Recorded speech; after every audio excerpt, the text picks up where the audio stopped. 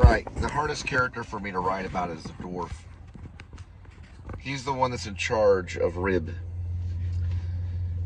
Rib is the revolutionary independent branch in the story Rib, which is also parentheses or Dog Night Out, close parentheses, dash Shepherds of Alaska. Why do I have this complex title? I can find it on YouTube very easily. It's the only title that has that, especially on YouTube. And probably maybe even on Google, maybe. It'll also occasionally be up on what's called fictionpress.com under Ash Cole, which is a pen name, but I'm putting it all under Cole Spivey when it comes to publication and stuff.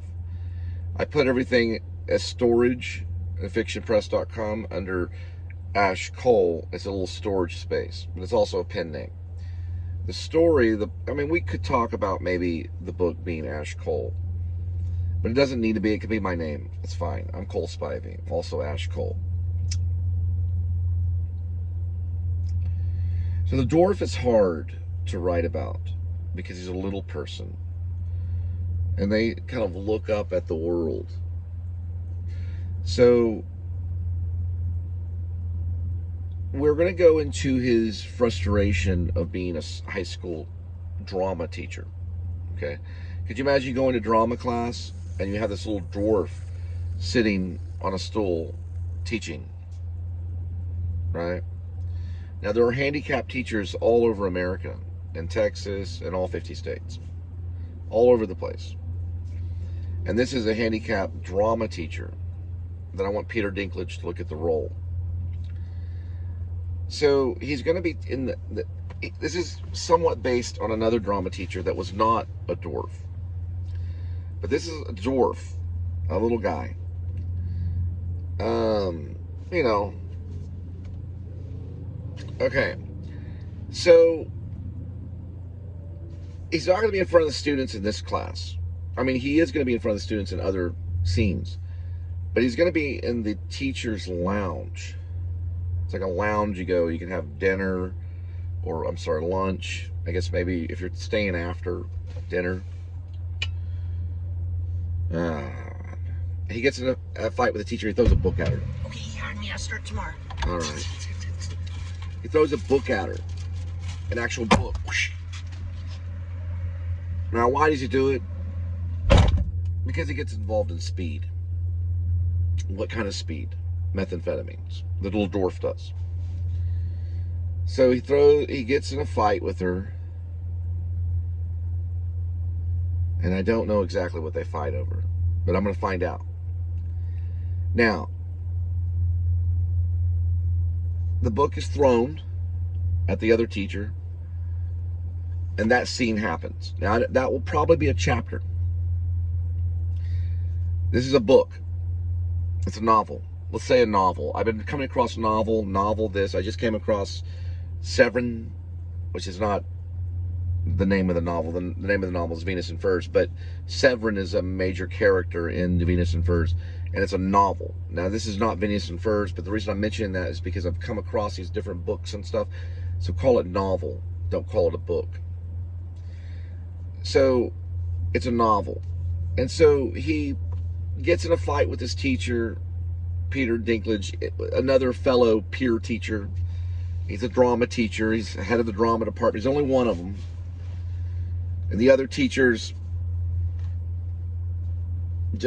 she's a dyke. He calls her a dyke, and he throws the book at her because she is getting at him. Probably saying something in his ear, laughing at him or something, because he's about to do a big play. Probably a Shakespeare play. And he's getting ready for it. Now, why does the dyke get mad at him? We'll have to figure that out later. Now, that's one chapter that I have to work on. And I stew it in my brain. And I go, this is what happens. She probably makes in fun of him. But just joking around. She probably says something about the word short or little or dwarf, and it probably has to do with Midsummer Night's Dream, which is what they're going to be doing at his high school. Because Puck, he doesn't know for sure if he's going to have to play Puck. because a kid got in trouble in football that was supposed to play puck. He was like, he knew gymnastics, and he was going to have to drop out of the play, and they didn't have a lot of time. He knew he was in trouble with the whole play. He didn't want to have to go up there and read Shakespeare in front of the audience. And she knows that he only has so much time to memorize puck, and she's laughing about it. And he finally just takes this complete works of Shakespeare, and he looks at her. He stands up and he throws the book, and it pops her right in the face. That's a whole chapter. Boom. Next chapter. I've been doing scene by scene, like chapter to chapter. He's in the principal's office, and there's other people there, and he has to leave the school. Now, they're not going to press charges, because the only person that can press charges is the lady, the dyke, that got hit in the face, and her nose is bleeding. And she's in the office, you know, like, probably not in the room at the time, but you can maybe see her sitting. They both get called into the office, and the principal has to talk to him. So they put him on what's known as administrative leave, like they would a cop, but it's a teacher. Now, that's one chapter. We go to the next chapter, which was the third chapter, and he's under a bridge. And he befriends this German Shepherd. It's a dog that he befriends. He gives the dog a name. He probably calls the dog, and I know I gave him the dog a name, Shelby. He probably names it after a writer. And he also names the dog Doc, because it's a nickname that he was given, was Doc. So he calls the dog Doc. And his name becomes Doc Shelby later. Then we skip there, and we're at the tail end of the fight. I don't want to describe what happens in the fight, because he does that already with the lawyer. And the tail end is his face is on the ground, and he's looking at the dog who stops breathing. And they're removing the taser from the dog. Just one little move, just the hand moving, removing the taser. And you see Lady Shelby, and she's laying down cuffed on the other side of where the dog is. And we're just seeing the dog's rib cage go up and down until it stops breathing. And he goes into this scream of no, as loud as he can, like a primal no. And he gets pulled up by the police. They had to tase his dog. And then the Lady Shelby gets pulled up. So we have a series of scenes. We have the teacher lounge scene about Midsummer Night's Dream and Puck, and him throwing the book at the other teacher, who's a dyke teacher. She gets hit in the nose. We have the principal scene where he gets let go. We have the scene where he's under the bridge and he meets the dog, which becomes Doc Shelby. He probably calls the dog another name. We don't know what he calls him. Maybe he calls the dog Puck. Then later, he becomes Doc Shelby. Maybe he calls the dog Doc. Maybe the dog has more than one name. Maybe there's another scene where he calls the dog Doc, then he calls the dog Shelby. He's got many names, because our pets have many names for a reason. For real, they do. Nicknames and things like that. So this all happens, and then finally we switch, and he's walking down New York City. We skip the whole lawyer, we skip the whole courtroom. He's walking down the city in New York City in a brand new suit, and he's looking up at the buildings. We see him go into a building and go up to the top of this building in the elevator. He goes into this like Howard Stern kind of room that's like a podcast, and he sits down and he begins talking in this podcast about RIB and about militia that he created, this militia known as RIB. Now, he's already talked about it to the students. He was already thinking about it before it all happened. It was all planned. He's also writing the book in third person. So this is a new way of approaching everything. He's not writing in first person. He's writing in third person. The character is Doc Shelby. We do know his real name. You'll have to look it up in the book. You'll have to look it up in the novel to find out his real name. Because Doc Shelby has a real name. But they mostly go by usernames because they're a militia. This is about a militia. Now it's tied in with a cop on administrative leave, and that's Shep, Dwight East, who's in Alaska. It's also tied up with a ex-rock star almost, Jed Wilson. I wanted Brad Pitt to play him. Jed Wilson has a whole history in Seattle as a rock star. He gets to Alaska, gets discovered by Doc Shelby, the dwarf, who hires him on Rib to have this militia team where they train these people to be snipers right off the street. Mostly people that are displaced, that live in trash cans, that live in huts. We're talking the stuff that Nick Johnson finds on YouTube. I'm just being real.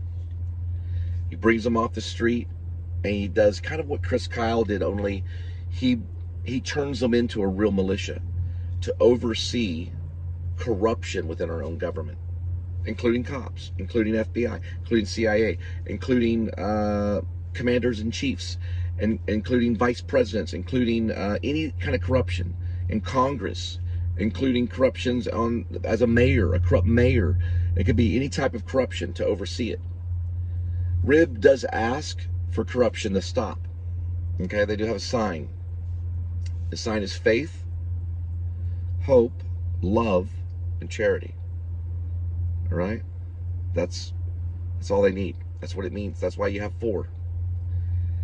And he trains these people to believe in faith, to have hope, to have love, and to be charitable to one another. And he takes them off the street. He starts with teaching them to be the best sniper in the world, to not fear the gun, to not fear the sniper rifle, to be able to shoot these snowmen.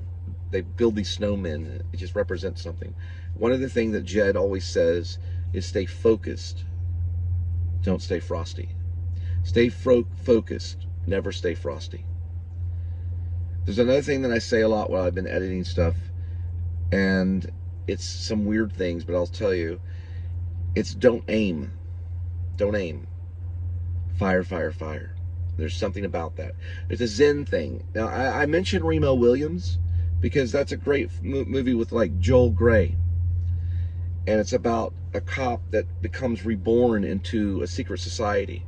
Because he supposedly dies, but he doesn't die. And then he does these things that would probably be kind of almost illegal, you know, where he goes across corruption and faces it and becomes this super kind of person. Remo Williams is something that's probably inspired me a little bit. It doesn't have that kind of comic strip feel, or I'm not going to have a score in the movie. There will be no score in the movie on purpose. But there will be music, but no score. I don't want score, because I go back and I watch these movies that have scores and it ruins it for me. So I have a plan about this movie. I want it mostly shot in Alaska. There are scenes in Fort Worth with Daniel Lucius Copex, which is a serial killer cop. Okay? We don't know if it really has ever happened. They talked about the Golden Gate cop, Golden Gate killer that was supposedly a cop. The Zodiac killer could have been a cop, could have been a security guard. We don't know if there's ever been a serial killer cop, but there was a sheriff in Texas, I believe it was Texas, that worked with a black man that was in prison. They had killed more women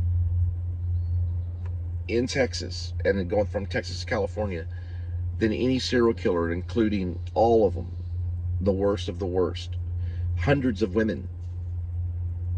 And they happened to find most of them and let him draw and figure it all out. It was all done by this sheriff. So we don't know for sure. But Rib can investigate through mostly online stuff. He finds everybody through these webcams in Alaska. He finds these people behind 7-Elevens and stuff that have nothing, they have nobody, living in a box. And he reaches out with his charity, employs them to come into his army. The army of the poverty-stricken and the poor. The army of the crippled. And to become this thing called RIB, which is the Revolutionary Independent Branch, okay? Now, is it really going to cause a revolution? I don't know. Did Remo Williams cause a revolution? Well, no, not really, because that was about, they have this reason, right? Did Gone with the Wind cause a revolution? Did Civil War that came out recently with Kirsten Dunst, did Civil War cause a revolution? I don't know. Did we go through kind of a revolution in January 6th? It looked like one on television. Do we need people out there to look around and see if there's corruption within the police force or FBI or CIA or, let's say, any law enforcement agency? Do I agree with what went on with Waco and with David Koresh? Do I agree with that? Not completely. Kids were burned to death. So we have a right as a country to form our own militia, even in a fantasy novel or in a major motion picture. So that's my argument. And why Peter Dinklage? Because Peter Dinklage is of that army. He's of the army of the poor, the lowly, the crippled. And he's of an army of the unique and of the little. It says in the Bible, little children. So he's of that army. So he's a very serious actor. And I think he could lead this army of the lowly and the poor and the crippled and the little people to do something great. Now, this could be Gone with the Wind. This could be one of the most important films since any film that's out there. Silence of the Lambs was a pretty important film, even though it talked about cannibalism. And people were probably reading this going, Silence of the Lambs, cannibalism. But this is about a militia. And it could be a very sensitive film. It's also about snipers and corrupt cops that's one that's a serial killer. So they have to think about it and say, well, what would it do to society? That's what they're probably talking about. What did Civil War did? Because I did not see Civil War. I know Kirsten Dunst was in it, and Jesse Plemons, and they're great actors, and I have not got to see it. What about Red Dawn? Did Red Dawn did it cause Mexico to come over here? And did it cause Russia to come over here and land? So it's fantasy in a way. It's not real. So if you think it's going to hurt society, then let me know. But there's still going to be militias out there, regardless if we do RIB or not. So if we do RIB or not, there's still going to be militias. It's just the way it is. It's because of how the Constitution is. All right? All right, we got to go.